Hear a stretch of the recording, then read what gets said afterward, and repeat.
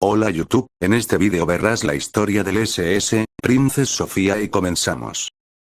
El SS Princess Sofía fue un transatlántico de pasajeros construido en acero que prestó servicios de cabotaje en la flota de la Canadian Pacific Railway, CPR.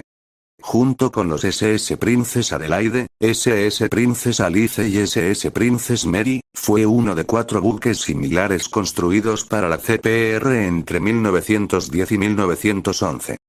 El 25 de octubre de 1918 el Sofía 5 se hundió con la pérdida de todos tripulantes y pasajeros a bordo después de encallar en el arrecife de Vanderbilt en el canal de Lynn, cerca de Juneau, en el territorio de Alaska. Las 364 personas del barco murieron, lo que convirtió al naufragio del Princess Sofía en el peor accidente marítimo en la historia de la Columbia Británica y Alaska. A partir de 1901 Canadian Pacific Railway, CPR, operaba una línea de barcos de vapor en la costa oeste de Canadá y la costa sureste de Alaska. La ruta desde Victoria y Vancouver, Columbia Británica, atravesaba los sinuosos canales y fiordos a lo largo de la costa, deteniéndose en las principales ciudades de pasajeros, carga y correo. Esta ruta sigue siendo importante hoy en día y se llama Paso del Interior. Los principales puertos de escala a lo largo del pasaje interior son Prince Rupert y Alert Bay en la Columbia Británica, y Warrangel, Ketchikan, Juneau y Skagway en Alaska. Muchos tipos diferentes de embarcaciones navegaron por el pasaje interior, pero el tipo dominante en las rutas más largas fue el transatlántico costero. Un transatlántico costero era una embarcación que, si era necesario, podía soportar condiciones oceánicas severas, pero en general se esperaba que operara en aguas costeras relativamente protegidas. Por ejemplo, como transatlántico costero, el Princess Sofía solo tenía licencia para transportar pasajeros dentro de las 50 millas náuticas, 92,6 kilómetros, de la línea de costa. Los transatlánticos de cabotaje transportaban tanto pasajeros como carga y, a menudo, eran el único vínculo de unión que tenían las comunidades costeras aisladas con el mundo exterior. Originalmente, los transatlánticos de tipo costero se construían con madera, y así continuaron haciéndose hasta mucho tiempo después de que el resto de transatlánticos pasaran a construir en hierro y, posteriormente, en acero. Después de que varios naufragios en el pasaje interior y otras zonas del noroeste del Pacífico mostraran la debilidad de los cascos de madera, la CPR cambió a la construcción de acero para todas las embarcaciones nuevas. También se hacía referencia al Sofía como un transatlántico de bolsillo porque ofrecía servicios de un gran transatlántico, pero a menor escala. El barco era parte de la flota Princess de CPR, que estaba compuesta por barcos cuyos nombres comenzaban con el título Princess. El Princess Sofía era un barco de vapor de 320 toneladas de registro bruto, TRB, y 466 toneladas de registro neto, NRT, construido por Bow, Claxland Company en Paisley, Escocia, Reino Unido. Era un barco fuerte y duradero que fue construido de acero con doble casco. El Sofía era capaz de navegar más que cualquier otro el pasaje interior, como lo demostró su uso en la tormentosa costa oeste de la isla de Vancouver. Estaba equipado con radio e iluminación eléctrica completa. Si bien no era tan lujoso como sus compañeros de flota que servían en el noroeste del Pacífico, el Sofía era cómodo en todo momento, particularmente en primera clase. Tenía un amplio mirador delantero con paneles de arce, un salón social con un piano para pasajeros de primera clase y un comedor de 112 asientos con grandes ventanales para observar el paisaje costero. El Sofía se votó en noviembre de 1911 y se completó en 1912.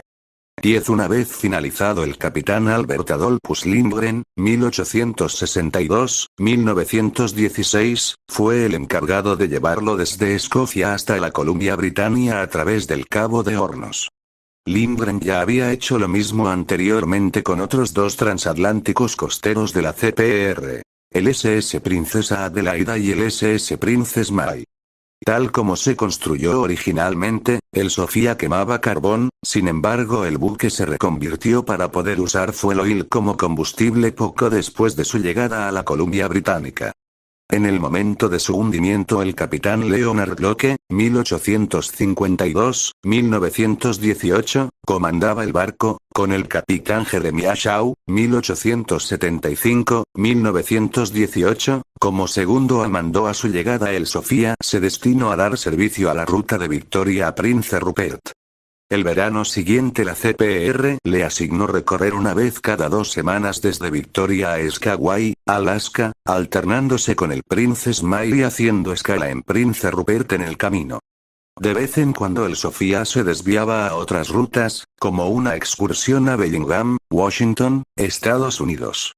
11. Cuando Canadá entró en la Gran Guerra en 1914, la crisis económica resultante de la guerra provocó una fuerte disminución del negocio para la flota de la CPR y una serie de embarcaciones, incluida el Sofía, quedaron temporalmente fuera de servicio en noviembre de 1914.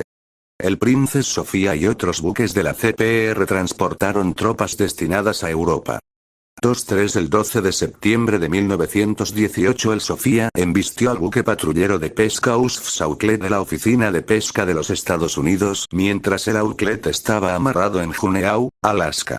12 El Auckland sufrió daños significativos en sus camarotes. El 23 de octubre de 1918, el Princess Sofía partió de Skagway, Alaska, a las 22:10 con más de 3 horas de retraso. 13-14 debía detenerse en Juneau y Wrangell, Alaska, al día siguiente. Ketchikan, Alaska y Prince Rupert, el 25 de octubre. Alert Bay el 26 de octubre.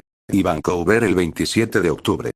A bordo iban 75 tripulantes y alrededor de 268 pasajeros, incluidas familias de tropas que servían en el extranjero, mineros y tripulaciones de vapores de ruedas que habían terminado sus operaciones durante el invierno.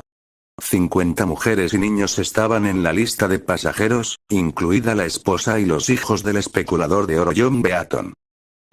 4 horas después de salir de Skagway, mientras avanzaba hacia el sur por el canal de Lynn, el Sofía se encontró con una importante ventisca impulsada por un fuerte viento del noroeste en aumento. 16 El capitán Locke navegó por el canal a toda velocidad, posiblemente en un intento de recuperar el tiempo perdido. Debido a las condiciones de nieve predominantes, se requirió que la tripulación llevara a cabo navegación por estima, haciendo sonar el silbato del barco y realizando cálculos sobre su ubicación dentro del canal, en función del tiempo que tardaba en regresar el eco del silbato. El barco estaba al menos a 1 milla náutica, 1,9 kilómetros, desviado de su ruta. Frente al Sofía había una roca llamada Vanderbilt Reef, la punta de una montaña submarina que se elevaba a 1000 pies, 305 m, desde el fondo del canal de Lynn. Durante la pleamar la roca podía estar cubierta o casi invisible bajo el oleaje.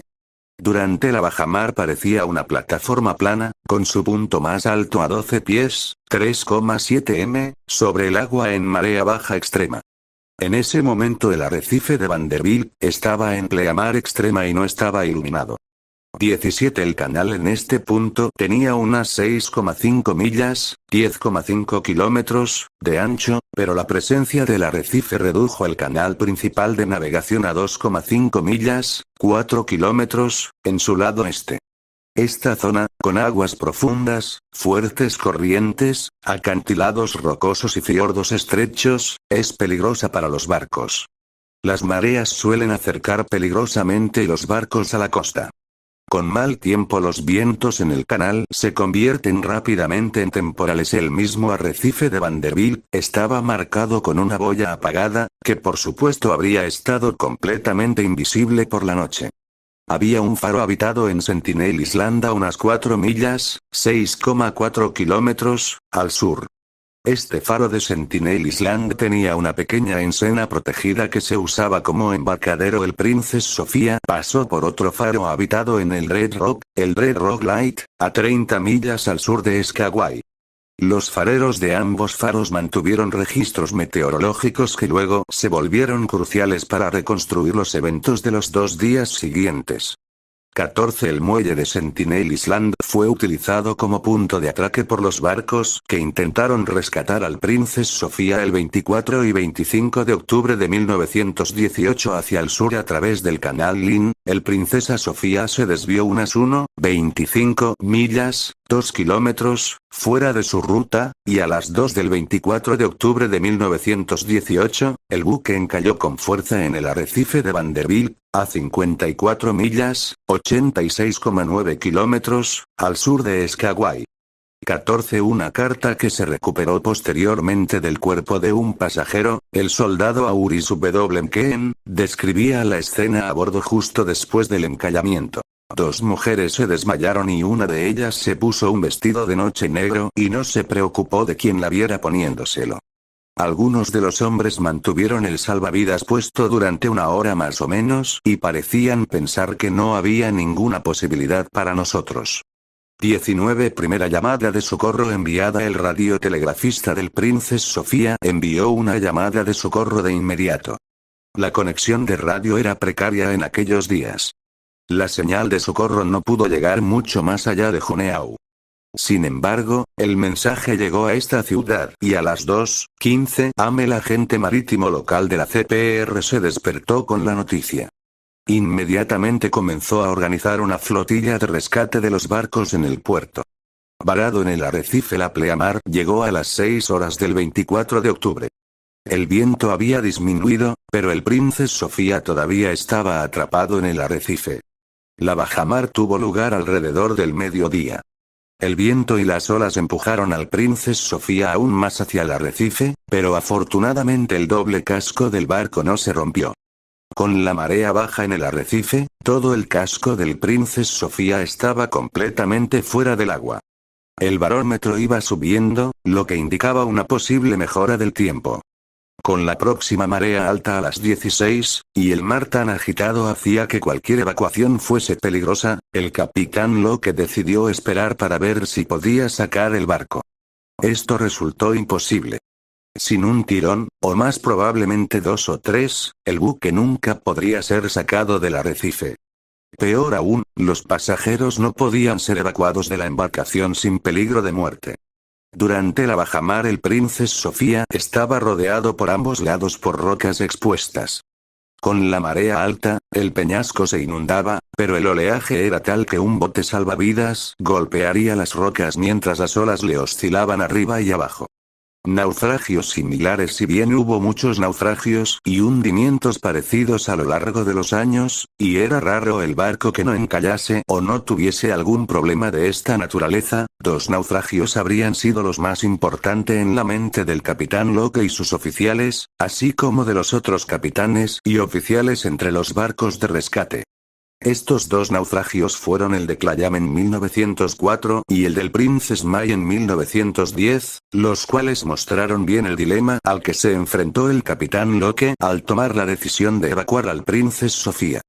Con buen tiempo y mar tranquilo el 5 de agosto de 1910, el Princess May, otro barco de vapor de la Canadian Pacific Railway, encalló en Sentinel Island, muy próximo al arrecife de Vanderbilt. Todos a bordo fueron evacuados al faro y la embarcación en sí fue luego retirada de la roca con daños relativamente menores. Fue al Princesa May a quien CPR envió al enterarse de que el Princess Sofía había encallado para recoger a sus pasajeros, quienes supusieron que pronto serían evacuados. Si bien el encallamiento del Princess May había sido en su caso a principios de agosto y no a finales de octubre, todavía había otros barcos con el Princess Sofía inmovilizado y el barco varado parecía estar seguro. El desastre del Clayam mostró los peligros de una evacuación prematura de personas de un barco a los botes salvavidas. El Clayam, un barco nuevo cuando se hundió, naufragó en una tormenta en lo que debería haber sido un viaje normal a través del estrecho de Juan de Fuca a Victoria, en la Columbia Británica. El Clayam, un buque de 168 pies y 657 toneladas, era una embarcación más pequeña que el Sofía y estaba construido en madera. Al igual que el Princess May, el Clayam era impulsado por una sola hélice movida por una máquina de vapor compuesta. De camino a Victoria el 8 de enero de 1904 el buque, bajo el mando del capitán George Roberts, se encontró con condiciones climáticas severas. Aproximadamente a las 3:30 p.m., con el agua entrando en el barco, aparentemente debido a un ojo de buey roto y agravado por procedimientos de bombeo inadecuados, parecía que pronto se hundiera. El capitán Roberts ordenó que se bajaran los botes salvavidas, y en ellos colocaron en su mayoría a mujeres y niños. Los 3 barcos volcaron o no pudieron lanzarse correctamente, ahogando a las 54 personas a bordo. El Clallam permaneció a flote el tiempo suficiente para que los barcos de rescate la alcanzaran y evacuaran a las personas que quedaban a bordo, lo que advirtió a James Davis, capitán del barco pesquero Stebet, quien intentó y luego desistió por llegar al Sofía en un esquife. Davis amarró su barco a la boya del arrecife de Vanderbilt, que entonces estaba a sotavento del Princess Sofía y protegida de las peores fuerzas del clima. La desesperación de la situación era obvia para Davis y los otros capitanes de los botes pequeños en escena. El Princess Sofía había resultado gravemente dañado al golpear el arrecife, con un agujero en su proa por el que entraba y salía agua a un ritmo que Davis estimó en 200 o 300 galones por minuto, unos 750.100 litros. Sin una forma aparente de evacuar a los pasajeros y el Princess Sofía atrapado firmemente en el arrecife, lo único que podían hacer Davis y los otros botes de rescate era esperar para ver si el tiempo se calmaba lo suficiente como para intentar una evacuación.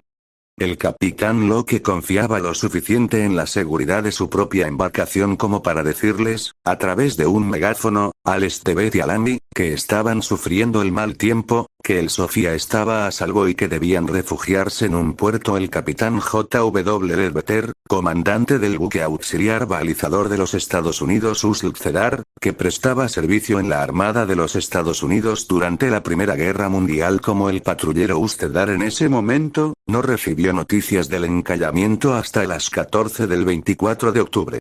A 66 millas náuticas, 122,2 kilómetros, de distancia, Ledbetter se puso en contacto inalámbrico con el capitán Locke y partió con su nave al rescate. Ledbetter le preguntó al capitán si quería tratar de evacuar a algunos de los pasajeros esa noche. Locke le dijo a Ledbetter que el viento y la marea eran demasiado fuertes y que sería mejor que los barcos de rescate anclaran y esperaran hasta que amaneciera.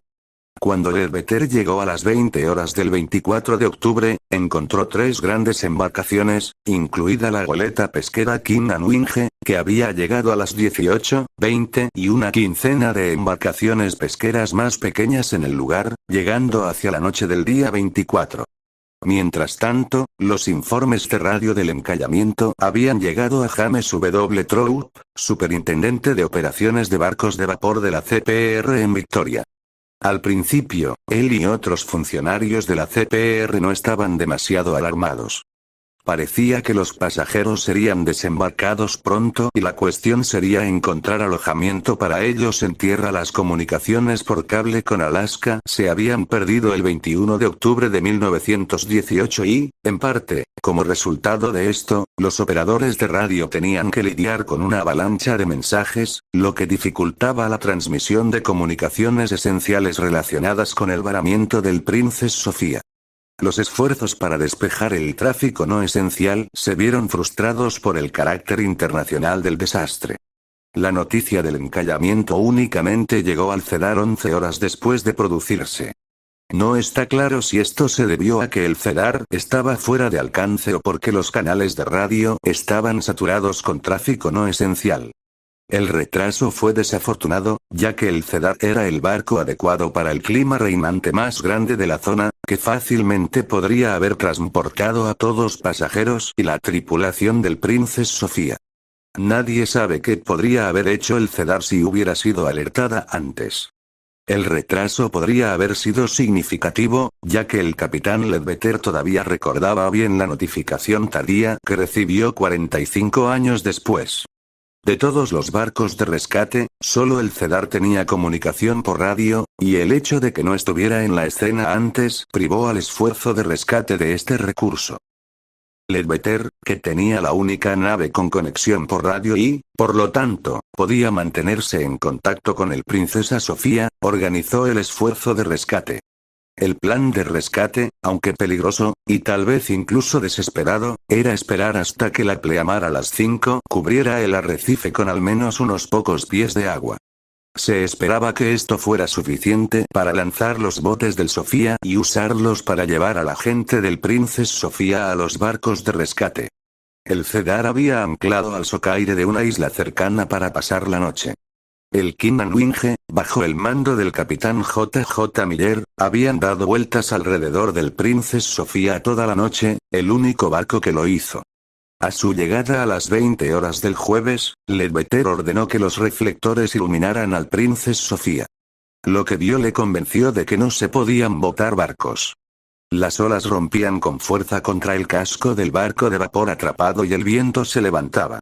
Mientras tanto, el barco varado permaneció firmemente sujeto a las rocas. Ledbetter, Miller y Locke coincidieron en que los pasajeros estarían más seguros a bordo del Princess Sofía y pospusieron cualquier intento de llevarlos en botes justo cuando Miller desembarcaba del Cedar para regresar a Kinanwinge. A las 16:50 del 25 de octubre, el Princess Sofía envió un mensaje por radio. Barco hundiéndose en arrecife. Vengan de inmediato. Ledbetter se preparó de inmediato para navegar hacia el arrecife. Hizo una señal a Miller ya en el Kinanwinge para que lo siguieran con 2 toques de silbato, pero Miller al principio no entendió la señal. Ledbetter luego condujo al Cedar junto al Kinanwinge y le gritó a Miller: voy a salir para tratar de localizarlo. Si la nieve se aclara, sal y relévame. Miller respondió: te daré 1 hora para encontrarlos. Uno de los últimos mensajes de socorro, a las 5:20 p.m., el radiooperador David Robinson decía: por el amor de Dios, daros prisa, el agua está entrando en mi habitación. 17 Consciente de que el Princess Sofía tenía las baterías de la radio casi descargadas, el Cedar conectó el enlace de pasajero para conservar la energía de la batería y solo transmitir si era absolutamente necesario. El Princess Sofía respondió por radio: está bien, lo haré. Me hablas para que sepa que vienes. Este fue el último mensaje inalámbrico del Princess Sofía. El Cedar salió del puerto protegido de Sentinel Island e inmediatamente fue azotado por el viento y la nieve. Las condiciones eran tan malas que a 500 yardas, 457,2 m, desde el faro no se veía la luz ni se oía la sirena de niebla. Durante 30 minutos, el Cedar se movió lentamente hacia el arrecife de Vanderbilt. El agua rompía sobre la proa del Cedar. Sin saber con precisión dónde estaba, el propio barco de rescate estaba en peligro extremo de toparse con el arrecife. El inspector jefe del distrito de servicio de faros estaba a bordo del Cedar en ese momento. Consultó con Ledbetter y acordaron que con el propio Cedar en peligro y con esas condiciones lo único que se podía hacer era correr en busca de refugio. Ledbetter regresó con el Cedar hacia Sentinel Island. Incapaz de ver nada, hizo sonar la sirena de niebla. En Sentinel Island, el capitán Miller en el Kinanwinge escuchó el retañir de las sirenas del Cedar y tocó la suya propia para guiarlos. David Leverton, del Museo Marítimo de la Columbia Británica, le dijo a la CBC que el barómetro del capitán predijo una mejora en el clima y sugirió a los rescatistas que lo intentaran al día siguiente. Tenían 7 barcos de rescate diferentes listos para acudir en ayuda del buque por si se hundiera en el arrecife. Pero lo que terminó sucediendo fue que se asentó en el arrecife hasta aproximadamente las 5 p.m., cuando el buque fue levantado del arrecife. 17 Pérdida del barco sin supervivientes ni testigos del hundimiento real. Lo que le sucedió al Princess Sofía para sacarle del arrecife es una cuestión de reconstrucción a partir de las pruebas y conjeturas disponibles. Según las evidencias parece que la tormenta, que soplaba desde el norte, elevó los niveles de agua en el arrecife mucho más que antes, lo que provocó que la embarcación volviera a flotar, pero solo parcialmente. La proa de la embarcación permaneció en el arrecife, y la fuerza del viento y las olas hicieron girar el resto de la embarcación casi por completo y la sacaron del arrecife. Al arrastrarse sobre la roca se desgarró el fondo del barco, por lo que cuando llegó a aguas más profundas cerca de la boya de navegación, se hundió. Este proceso, basado en la evidencia, parece haber tomado alrededor de 1 hora. Parece que no hubo tiempo para una evacuación organizada. Mucha gente llevaba chalecos salvavidas y 2 botes salvavidas de madera se alejaron flotando, los 8 botes salvavidas de acero se hundieron.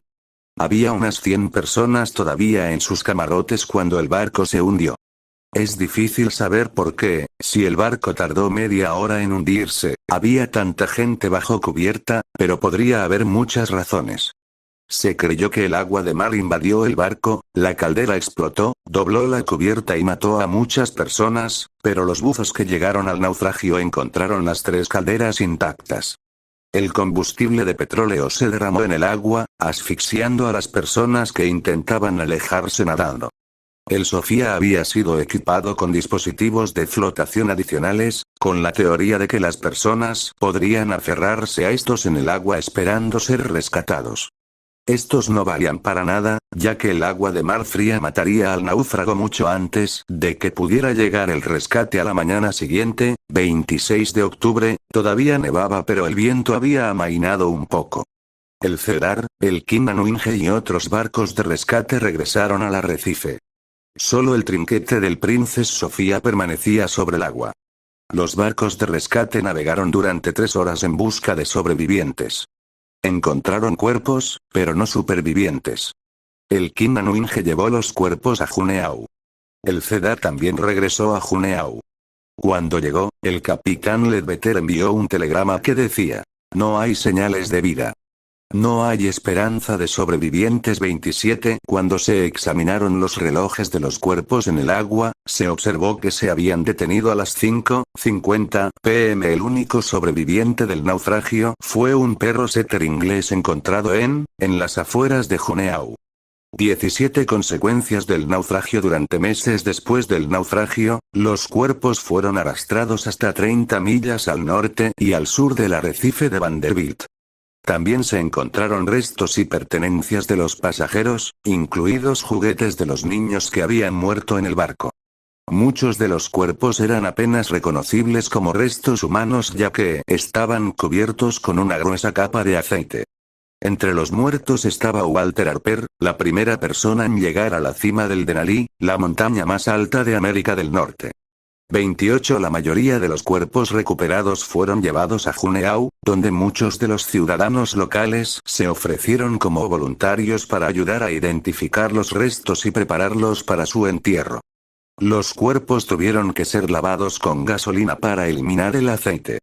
Equipos de mujeres preparaban los cuerpos femeninos y equipos de hombres manipulaban los masculinos. Los voluntarios se vieron particularmente afectados por los cuerpos de los niños. Los buzos en el lugar del naufragio recuperaron alrededor de 100 cuerpos. Muchos estuvieron flotando en camarotes durante meses después del naufragio. Las familias de los pasajeros entablaron acciones legales contra Canadian Pacific, pero fracasaron. Evaluación de la decisión de no evacuar. Editar. Mucha gente creyó que la decisión de no evacuar el barco fue un grave error por parte del capitán Locke y que la mayoría o incluso todos los pasajeros podrían haberse salvado. El Ministerio de Marina llegó a una conclusión similar en 1919 después de escuchar la evidencia de testigos de primera mano. 14. Posteriormente, los tribunales dictaminaron que, correcta o incorrectamente, la decisión estaba dentro del rango razonable del juicio del capitán. El capitán Ledbetter del Cedar declaró que, en su opinión, nunca vio las condiciones que habrían permitido la evacuación segura del barco, pero tuvo cuidado, incluso casi 50 años después, de afirmar que esto era todo lo que podía decir cuando llegó al arrecife, que fue a las 20 horas del 24 de octubre. Ya a las 10:20 del 24 de octubre había suficientes barcos de rescate en el arrecife para acomodar a todas las personas del Princess Sofía, y pasarían 4 o 5 horas hasta que el viento comenzara a levantarse. Además, el Princesa Sofía tenía 8 botes salvavidas construidos de acero, no de madera, a los que presumiblemente les habría ido mejor en rocas barridas por el oleaje. Por otro lado, el capitán Locke no podía saber que el clima empeoraría, al contrario, parecía haber señales de que mejoraría.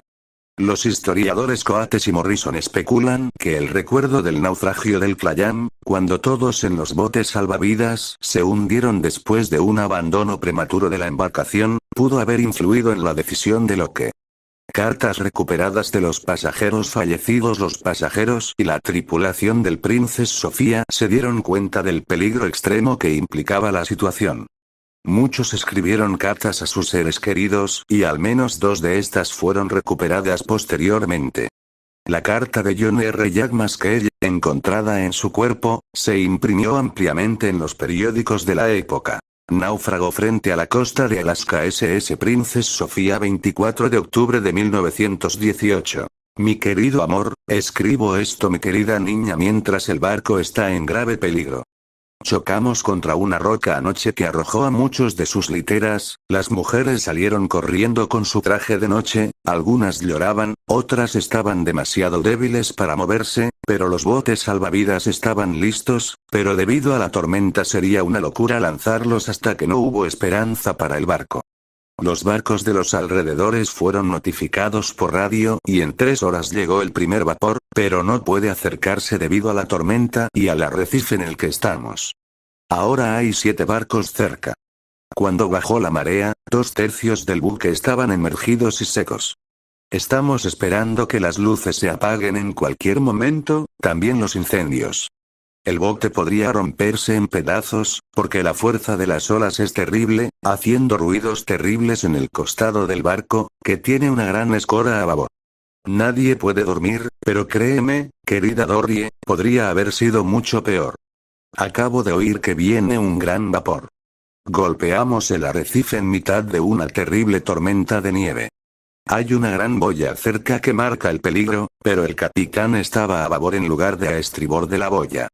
Hice mi testamento esta mañana, dejándote todo a ti, mi verdadero amor, y quiero que le des 100 libras esterlinas a mi querida madre, 100 libras esterlinas a mi querido papá, 100 libras esterlinas al querido Jack y el saldo de mi patrimonio, unas 300 libras esterlinas, para ti, querida Dorie.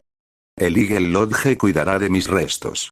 Princess Sofía, 24 th October 1918. A quien corresponda. Si algo me pasase, notifíquelo a Eagle Lodge, Dawson. Mi seguro, bienes y propiedades se las dejo a mi esposa, la que iba a ser, la señorita Dorothy Burgess, 37 Smart St. Longsig, Manchester, Inglaterra. J. Maskell, 29 Jack Maskell fue enterrado en el cementerio Mountain View de Vancouver junto con las otras 66 víctimas de la tragedia del Princess Sofía. La mayoría se encuentran cerca de East 41 St Avenue y Prince Edward Street en la sección Jones 37, 4940, 55 N centésimo 23 544, 91 O/49, 233, 48, 61, menos 123, 095, 80, 83. Resumen cronológico de hechos. El siguiente es un resumen cronológico de los 4 días con los principales acontecimientos acaecidos antes, durante y después del fatídico desenlace. Miércoles, 23 de octubre de 1918, 8:15. La nieve comienza a caer en el faro de Sentinel Island, a 58 millas al sur de Skagway. Continúa cayendo hasta las 6:50 del 24 de octubre. 14:11:10. La nieve comienza a caer en el faro del Red Rock, a 30 millas al sur de Skagway. Continúa cayendo hasta las 6 el 24 de octubre. 16:33. Atardecer, en Juneau. Comienza el crepúsculo. 30:17:14. Termina el crepúsculo, en Juneau. Comienza la noche. 19:01. Salida de la luna, fase lunar. Gibosa menguante, 79% del disco visible de la luna iluminado. 22 El Princess Sofía sale de Skagway con el capitán Locke al mando.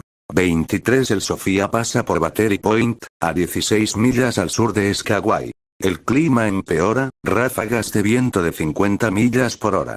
Jueves, 24 de octubre de 1918, 2:10. El Princess Sofía encalla en el arrecife de Vanderbilt, a 54 millas al sur de Skagway y a 46 millas al norte de Juneau. 2:15. La noticia de varamiento llega a Juneau mediante una llamada de radio de socorro. 6. Marea alta en el arrecife Vanderbilt. El casco del Sofía golpea contra las rocas. La tormenta amaina pero el barco no puede liberarse. Llega el primer barco de rescate. La nevada se detienen en el Red Rock LS, a 24 millas al norte del arrecife de Vanderbilt. El tiempo permanece despejado en este faro hasta las 13:12. Comienza el crepúsculo del amanecer. 6:50. La nevada se detiene en Sentinel Island LS, a 4 millas al sur del arrecife de Vanderbilt. El tiempo permanece despejado en este faro hasta las 12:10. 6:53. Amanece. 9. El barco del puerto estadounidense Peterson llega al arrecife de Vanderbilt. 10. Mailboat Estebet llega al arrecife de Vanderbilt. 10:20. Amy llega al arrecife de Vanderbilt.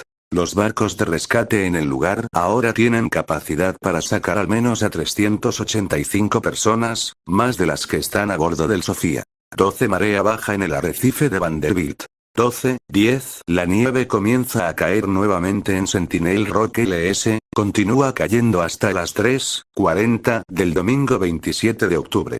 13. La nieve comienza a caer de nuevo en el Red Rock LS, continúa cayendo hasta las 8 del 27 de octubre.